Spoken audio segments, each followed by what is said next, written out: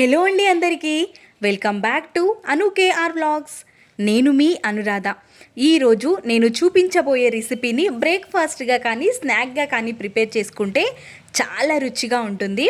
పైన లేయర్ అనేది క్రిస్పీగా, లోపల సాఫ్ట్గా చాలా బాగుంటుంది. పిల్లల నుంచి పెద్దవాళ్ళ వరకు అందరూ ఇష్టంగా తింటారు.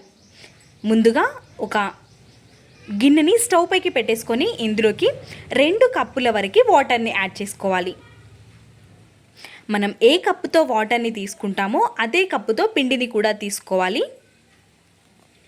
2 కప్పుల వరకు వాటర్ని తీసుకొని వాటర్ మరుగుతున్నప్పుడు ఇందులోకి 1/2 టేబుల్ స్పూన్ వరకు ఉప్పుని, 1/2 టేబుల్ స్పూన్ పసుపుని, 1/2 టేబుల్ స్పూన్ కారాన్ని, 1/2 టేబుల్ స్పూన్ ఫ్రెష్గా పట్టి పెట్టుకున్న అల్లం వెల్లుల్లి పేస్ట్ని యాడ్ చేసేసుకొని మరగనివ్వాలి. ఈ విధంగా మొత్తాన్ని కలిపేసుకొని వాటర్ని ఒక 20 సెకండ్స్ పాటు మరగనివ్వాలి. వాటర్ మంచిగా మరుగుతున్నప్పుడు ఇందులోకి కరివేపాకు, కొత్తిమీర తరుగు, క్యారెట్ తురుముని వేసేసి ఇంకొద్దిసేపు మరగనివ్వండి. ఇప్పుడు ఇందులోకి 1/2 కప్పు వరకు జొన్న పిండిని యాడ్ చేసుకొని ముందుగా జొన్న పిండిని మాత్రమే ఉడకనివ్వండి. జొన్న పిండి కొంచెం ఉడికిపోయిన తర్వాత ఇందులోకి బొంబాయి రవ్వ, సూజీ రవ్వ అంటూ ఉంటారు కదా, మనం ఉప్మా చేసుకునే రవ్వని 1/2 కప్పు వరకు తీసుకోవాలి. రవ్వ కూడా మంచిగా ఉడకనివ్వండి. మొత్తం దగ్గరికి వచ్చేంత వరకు ఉడకనిచ్చి కలుపుతూ ఎక్కడ ముద్దలనేవి లేకుండా చూసుకోవాలి. మొత్తం కలుపుకున్న తర్వాత ఈ విధంగా దగ్గరికి వచ్చిన తర్వాత మూతని కవర్ చేసుకొని చల్లారేంత వరకు పక్కన ఉంచుకోవాలి. ఇప్పుడు ఒక చిన్న గిన్నెని తీసుకొని అందులోకి 1 స్పూన్ వరకు కార్న్ఫ్లోర్ని యాడ్ చేసుకోవాలి. ఒక ఎగ్ని కూడా బ్రేక్ చేసుకొని వేసుకోవాలి. ఎగ్, కార్న్ఫ్లోర్ మొత్తం మిక్స్ అయ్యే విధంగా విస్కర్తో కానీ స్పూన్తో కానీ కలుపుకోవాలి.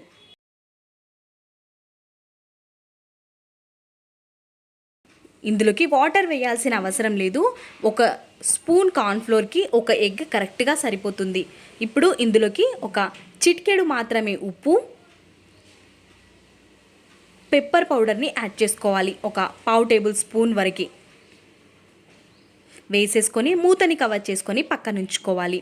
ఇప్పుడు మనం ఇక్కడ జొన్న పిండి, రవ్వ వేసి కలిపి పెట్టుకున్న ఈ మిశ్రమాన్ని పూర్తిగా కంప్లీట్గా చల్లారిన తర్వాత ఒక ప్లేట్లోకి ట్రాన్స్ఫర్ చేసేసుకొని 1 నిమిషం పాటు ప్రెస్ చేస్తూ కలుపుకోవాలి.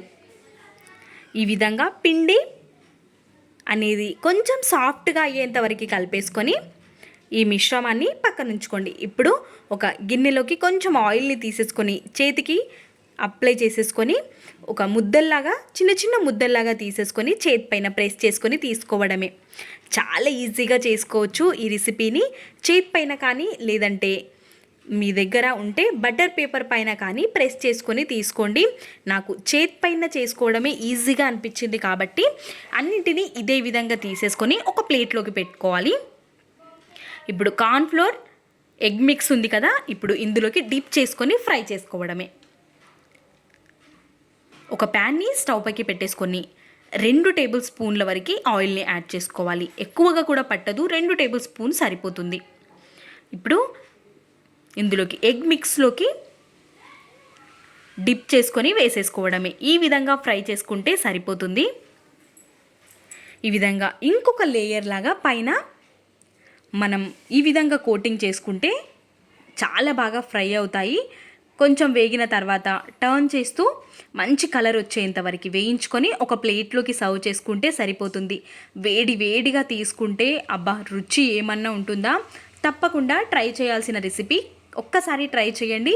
మీకు కుదిరిందో మీ వాల్యుబుల్ ఫీడ్బ్యాక్ని కమెంట్ సెక్షన్లో నాతో షేర్ చేసుకోవడం అస్సలు మర్చిపోవద్దు.